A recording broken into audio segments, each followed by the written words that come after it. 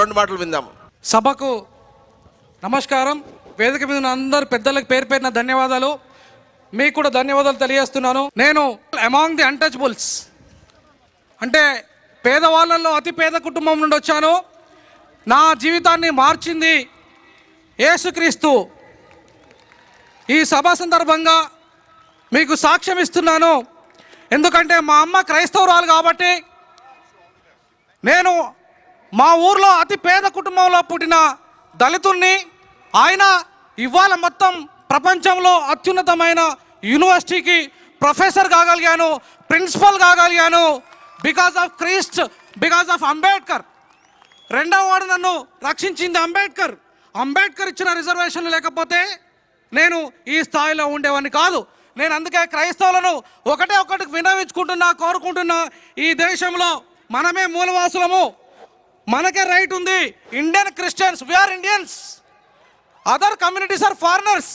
ఇక్కడ దళితులంతా మనము భూమిపుత్రులము, ఇక్కడ మూలవాసులము, మనకే పెట్టుకునే అధికారం ఉంది ఇండియన్ క్రిస్టియన్ అని.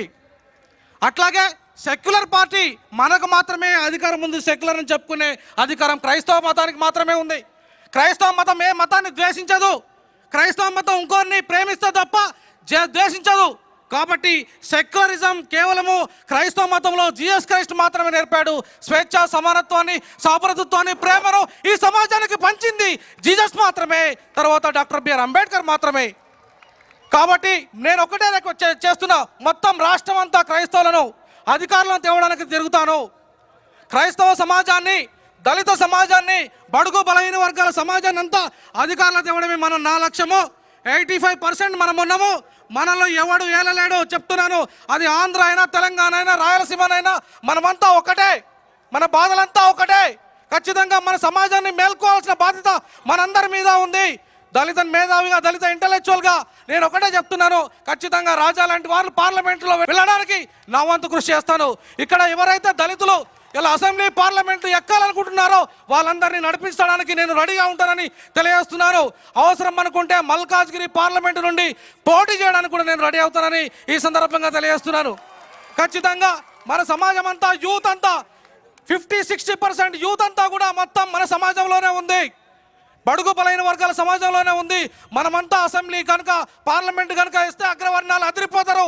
మొత్తం పార్లమెంట్ అంతా విడిపోయి వాళ్ళు అడవులకు వెళ్ళిపోతారు. కాబట్టి ఇవాళ చాలా శుభదినము. ఈరోజు అన్నయ్యకు, ఉదయ్ కుమార్ గారికి, అన్నయ్య పాల్ గారికి ధన్యవాదాలు తెలియజేస్తున్నా. ఈ అవకాశం ఇచ్చినందుకు. ఖచ్చితంగా జాతీయ స్థాయిలో, ఇక్కడే కాదు మొత్తం జాతీయ స్థాయిలో దళితులు, క్రైస్తవులు, ముస్లింలను కలిపి నడపడానికి నా వంతుగా కృషి చేస్తానని తెలియజేస్తూ ఈ అవకాశం ఇచ్చినందుకు మరోసారి ధన్యవాదాలు తెలియజేస్తూ ముగిస్తున్నాను. జై భీమ్, జై భారత్, జై క్రీస్తు. థ్యాంక్ యూ ప్రొఫెసర్ గారు, థ్యాంక్ యూ వెరీ మచ్. ఈరోజు రాత్రి చాలా మంది పార్టీస్కి గుండెల్లో